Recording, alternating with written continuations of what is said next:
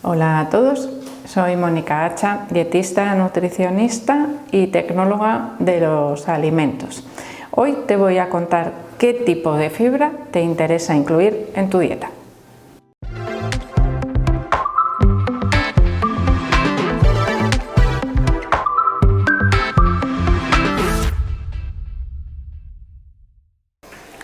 Cuando escuchamos la palabra fibra dietética, bueno, antiguamente o hasta hace relativamente poco tiempo, pues todo era igual. Es decir, tienes que comer más fibra. ¿Y qué te mandaban? Fruta y verdura generalmente.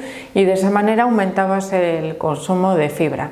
Que tenías igual, un poco de diarrea. Olvídate de la fibra. Sin embargo, para el estreñimiento sí, para la diarrea no. Actualmente la ciencia, ya sabéis que en relación a la nutrición, siempre os digo que avanza continuamente y sabemos que esa fibra la podemos dividir en dos tipos de fibras diferentes. Y además podemos incluso catalogar un poco los alimentos por el tipo de fibra que predomina, porque prácticamente todos los alimentos que tienen fibra tienen de las dos, pero en algunos casos una abunda más que la otra y eso nos puede orientar también hacia su consumo o la utilidad que hacemos de los diferentes tipos de alimentos.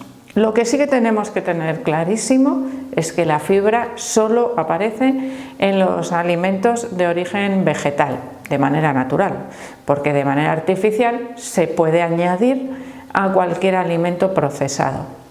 Pero vamos a preocuparnos de esos alimentos frescos, naturales, que nos da la naturaleza para incluirlos en la dieta. ¿Vale? ¿Y cuáles son esos dos tipos de fibra? Pues serían la fibra soluble y la fibra insoluble. Esto, pues en diferentes investigaciones se vio que había alimentos ricos en fibra que formaban una especie de gel, como si fuese una sustancia viscosa, ¿no? Sin embargo, había otros alimentos que se ponían en agua y se mantenían intactos, exactamente igual, esa fibra me refiero. A esa fibra se le llamó, por lo tanto, insoluble, quiere decir que no tiene capacidad ni de atraer agua ni de disolverse en el agua, se mantiene prácticamente intacta. Sin embargo, pues la sorpresa llegó cuando se vio que esa fibra era capaz de absorber, la fibra soluble, absorber gran cantidad de agua. En algunos casos muy grande, en otros un poquito menos. Y esto lo apreciamos muy fácilmente también cuando consumimos algunos alimentos. Por ejemplo, la avena, cuando la cocinamos o la ponemos a remojo, libera parte de ese mucílago o esa fibra soluble. Pero visiblemente, vamos a decir que no es demasiado visible. Sin embargo, por ejemplo, la más visible yo os diría que serían las semillas de chía. En el momento en el que toman contacto con un poquito de agua, ya se ponen pringosas, gelatinosas. Es decir, si yo tengo una semillita y se me moja un poco, pues que la cuchara está húmeda, ya empieza a liberar esa fibra soluble.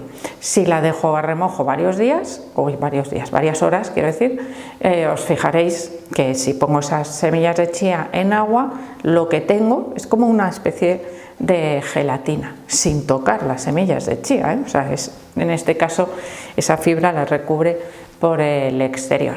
Vale. Visualmente ya somos capaces de reconocer esa fibra, que forma alimentos como más babosillos o más gelatinosos. Una fibra que no vemos habitualmente o que no asociamos, y os voy a hablar de un alimento concreto que nos sirve para funciones diferentes, sería la manzana. La manzana tiene un tipo de fibra soluble que se denomina pectina, y aquí ya podemos ir enlazando. Las pectinas se utilizan, por ejemplo, para gelatinizar las mermeladas o las confituras caseras. Esto se ha hecho, desde hace millones de años, pero claro, esa fibra soluble realmente nosotros no sabíamos que era fibra soluble, sino que las manzanas tenían algo que ayudaba a dar consistencia a esas mermeladas. Actualmente sabemos que es el equivalente, por ejemplo, a esa fibra soluble de la avena o de las semillas de chía, por ejemplo. Y ahí ya tenemos 3 alimentos diferentes. Es muy rico en fibra soluble, por ejemplo, también las naranjas, y las legumbres también contienen una cantidad nada despreciable.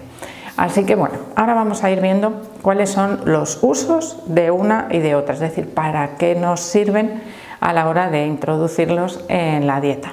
Bueno, si pensamos en alimentos que nos proporcionen fibra insoluble, podríamos decir que también son las legumbres, con esa piel exterior que tienen las legumbres. También tendríamos, por ejemplo, frutos secos, semillas, la piel exterior de prácticamente todas las frutas y verduras, es decir, todo aquello que mi cuerpo no es capaz de digerir y que según entra, sale. Por ejemplo, la fibra insoluble más conocida o utilizada también como suplemento podría ser el salvado de trigo, el salvado de avena, que es la cascarilla que recubre esos cereales. Vale, ahora ya sí llego a esas utilidades, ¿no? Por ejemplo, las personas que tienen estreñimiento necesitan acelerar un poco el tránsito intestinal para favorecer la evacuación de las heces, y por eso se ha utilizado también habitualmente la fibra insoluble, por ejemplo ese salvado, o la piel de las frutas y verduras, o a veces no es la piel. Hay verduras que son muy ricas en fibra insoluble, como por ejemplo las alcachofas, algo que nos obliga a pelarlas, porque hay partes de la alcachofa que tienen tal cantidad de fibra que no las podemos casi ni masticar.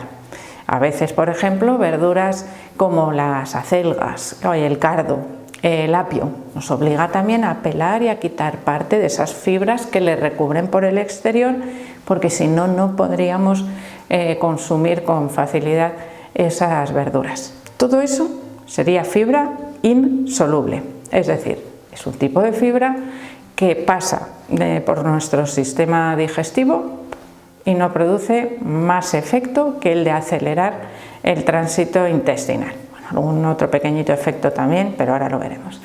Sería sobre todo en combinación con la fibra soluble, porque no van por separado muchas veces, van juntas, excepto ese caso que os digo, por ejemplo, de consumir el salvado de los cereales. Ahí no tendríamos más que fibra insoluble y nada más. Nutricionalmente sería un 0. ¿Y nutricionalmente la fibra soluble aporta algo? Bueno, directamente no, pero indirectamente sí.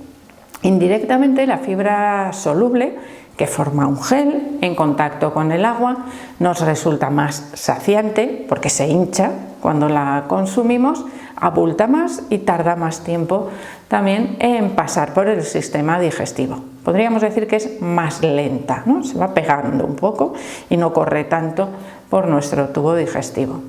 A nivel de estreñimiento también se ha visto que es muy beneficiosa, porque al aumentar el volumen de las heces, y además tiene otra función a nivel del colon que ahora veremos, pero al aumentar el volumen de las heces con suficiente hidratación, aumenta la sensación de necesidad de evacuar esas heces y por lo tanto también ayuda, ¿no?, a mejorar el estreñimiento.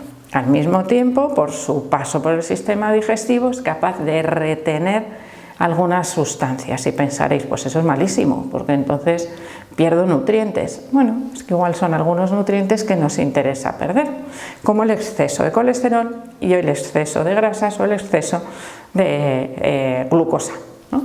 Se queda con ellos antes de que sean absorbidos por el intestino. Y además, este tipo de fibra nosotros tampoco podemos digerirlo, pero la microbiota intestinal sí. Es uno de sus alimentos favoritos y por lo tanto nos puede ayudar a mejorar también la salud de la microbiota intestinal.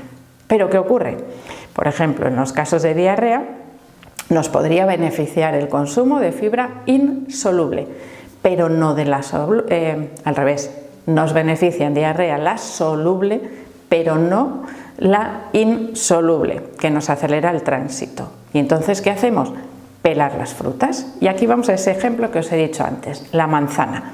Si yo como la manzana cruda, tal cual, y a mordiscos, por ejemplo, me ayuda a mejorar el estreñimiento. La misma fruta, preparada de una manera diferente, pelada y asada o cocida, me ayuda a mejorar el estreñimiento. ¿Por qué? Porque favorezco esa liberación de la fibra soluble en la manzana. Vale.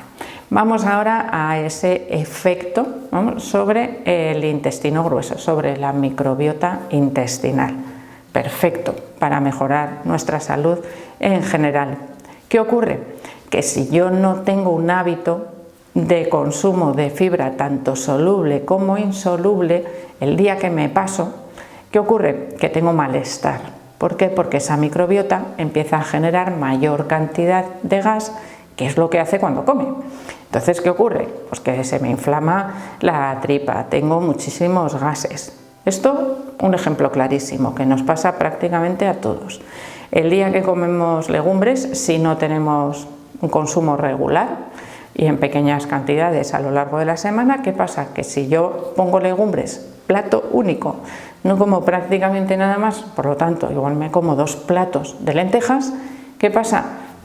Que la cantidad de fibra que llega a mi sistema digestivo es tan sumamente grande que a la microbiota intestinal no le da tiempo, vamos a decir, como que se emociona y entonces come más de lo que debe y entonces genera más gas de lo que estamos acostumbrados. Y por eso nos sientan tan mal las legumbres cuando las comemos en grandes cantidades. Sin embargo, si yo como un platito pequeño y después otro plato, igual no me entero de que he comido esas legumbres.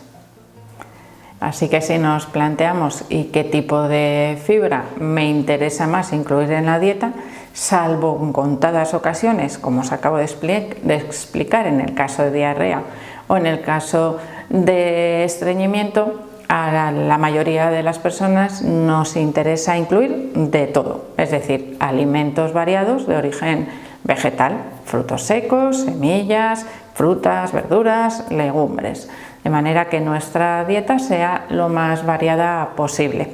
Si tenemos molestias a la hora de consumir cierta cantidad de fibra, reducimos la cantidad en cada ingesta, de manera que nuestro sistema digestivo sea capaz de procesarla adecuadamente sin grandes cantidades. Ya llegará el tiempo de que paulatinamente, progresivamente, seamos capaces de aumentar esa cantidad. Generalmente, de todos los alimentos que hemos citado, podríamos decir que digestivamente el que da más problemas o el que peor sienta serían las legumbres, pero eso cuando se comen enteras, que hay muchas otras formas de consumirlas. Así que espero que os haya gustado el vídeo. Por supuesto que le deis como siempre al like. No dejéis de suscribiros al canal y espero seguir viéndoos a todos en los próximos vídeos.